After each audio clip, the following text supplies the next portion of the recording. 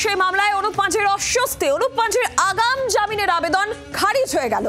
দুবাইতে থাকুন আপনি, বলল সুপ্রিম কোর্ট। দুবাই থেকে দেশে ফিরতে চান অনুপ মাঝি, তার আগাম জামিনের আবেদন খারিজ হয়ে গেল সুপ্রিম কোর্টে। মামলার পরবর্তী শুনানি 10ই সেপ্টেম্বর। অস্বস্তি বাড়ল অনুপ মাঝির,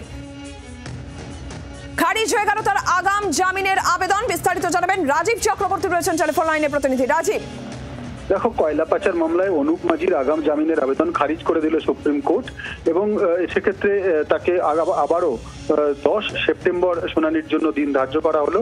তোমাকে জানিয়ে রাখি যে কয়লা পাচার মামলায় অন্যতম অভিযুক্ত অনুপ মাঝি তিনি দুবাইতে গিয়ে রয়েছেন এবং তার তরফ থেকে তার আইনজীবী সুপ্রিম কোর্টে আবেদন করেছিলেন। তিনি বক্তব্য ছিল যে 1 সপ্তাহের জন্য তাকে জামিন দেওয়া হোক, তিনি দেশে ফিরে আসবেন, দেশে ফিরে এসে আবার নতুন করে জামিনের আবেদন করবেন এবং এক্ষেত্রে সেটিকে একটি অন্তর্বর্তী জামিন বা রক্ষা কবচের কথা বলা হচ্ছিল, অর্থাৎ রক্ষা কবচ দিলে তিনি এসে জামিনের আবেদন করবেন। আজকে কেন্দ্রীয় সরকারের তরফ থেকে সলিসিটর জেনারেল তুষার মেহতা তিনি তার বিরোধিতা করেন। তিনি বলেন যে আগাম জামিনের কোনো প্রয়োজন নেই, আমরা ওকে টেনে নিয়ে আসবো।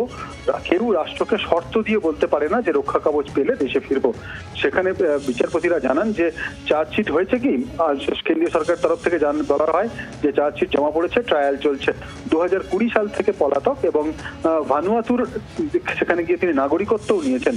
সুপ্রিম কোর্টের আজকে পর্যবেক্ষণ ছিল যে এত বছর ধরে তাকে দেশে ফেরাতে পারেননি, আর 1 সপ্তাহে কি হবে।